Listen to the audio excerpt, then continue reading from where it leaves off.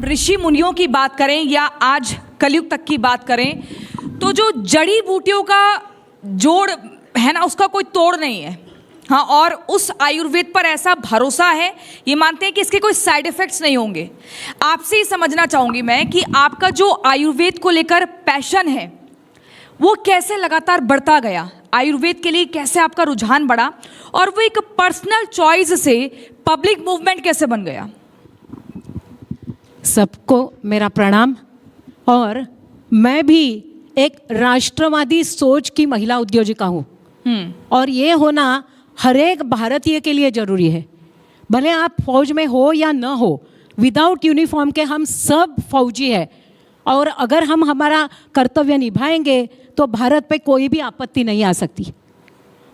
आपत्ति तो बहुत सारी आती है, जो आतंक हो, दहशतवाद हो, लेकिन उसी के साथ जो हमारे देश में आपत्तियां आ रही है वो ठीक करने के लिए, जन जागृति के लिए आपका चैनल जो काम कर रहा है जी। कि सर्वोत्तम राष्ट्र सर्वोपरि, ये बहुत ज़रूरी है। अगर हर एक चैनल में राष्ट्र सर्वोपरि ये नारा दिया जाएगा तो मुझे मालूम है कि छोटे बच्चों से लेकर बड़ों तक के हर एक के दिल में अपनी राष्ट्रभक्ति जगाने का इससे अच्छा और मार्ग नहीं होगा।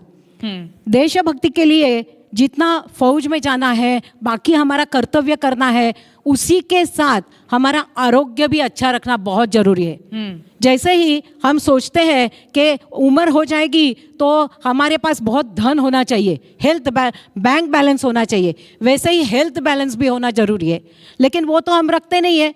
जब भी उम्र हो जाती है तो इतनी सारी दवाइयों की लिस्ट होती है कि खाना खाए या टैबलेट खाए, ये सवाल आता है। और आजकल तो खुश रहने के लिए भी दवा लेनी पड़ती है। 30 साल पहले जब भी मैंने मेरा ये तन्वी हर्बल्स का जर्नी शुरू किया, तभी मैंने देखा कि हर्बल पाउडर्स लोगों को देते हैं, उसके साथ मॉडर्न मेडिसिन देते हैं और फिर कहते हैं कि नहीं, हर्बल से या वनौषधि से गुण आया।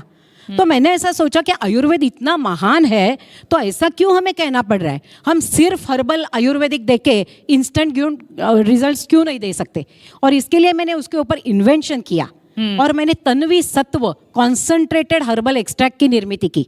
जो नॉर्मल वनौषधि की पाउडर बनती है वो 100 kg की 100 kg बनती है, लेकिन ये जो तन्वी सत्व है 100 kg से 5 to 10 kg बनता है, इतना कॉन्सेंट्रेटेड है।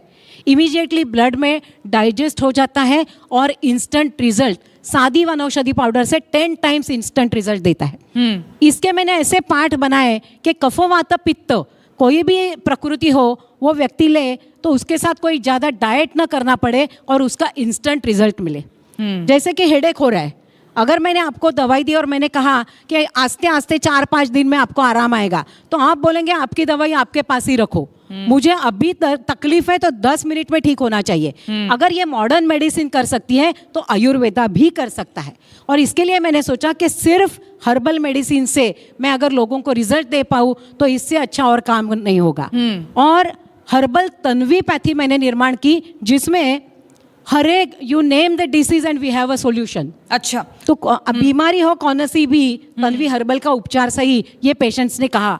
और 1998 में इंटरनेशनल प्रियदर्शिनी अवार्ड, उद्योग श्री और महाराष्ट्र चैम्बर ऑफ कॉमर्स का महिला उद्योजिका अवार्ड मिला। लेकिन उससे भी ज़्यादा बड़ा अवार्ड मतलब पेशेंट्स का विश्वास और अच्छे रिजल्ट्स थे।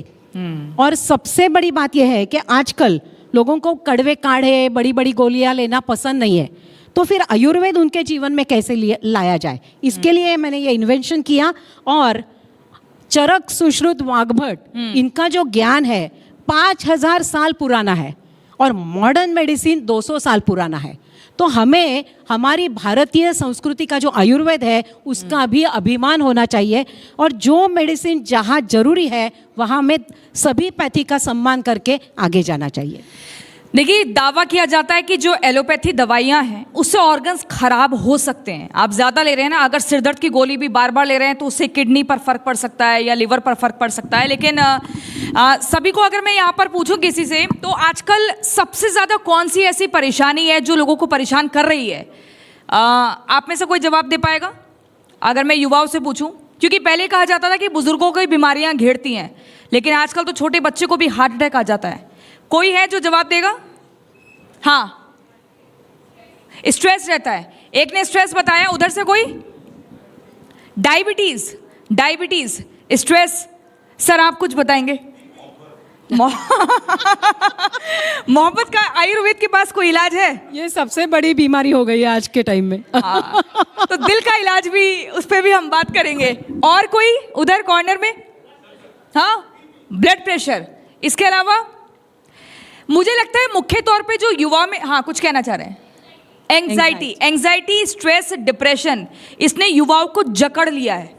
और उसके बाद क्या करते हैं, वो सोशल मीडिया पर सोल्यूशन देखते हैं, जिसमें उनको कुछ लोग ऐसे बताएंगे रील्स के जरिए, वीडियोस के जरिए कि ये पाउडर बनाएं और इसका सेवन करें, उसके बाद आराम मिलेगा। आप बताइए मैम, आप 30 सालों से इस प्रोफेशन में हैं, आप आयुर्वेद पे लगातार रिसर्च कर रही हैं, अनेकों दवाइयाँ आपने बनाई हैं, एकमात्र उस दवाई से कुछ नुकसान भी नहीं होगा, क्या है मतलब इसका कैसे समाधान मिलेगा इस समस्या का?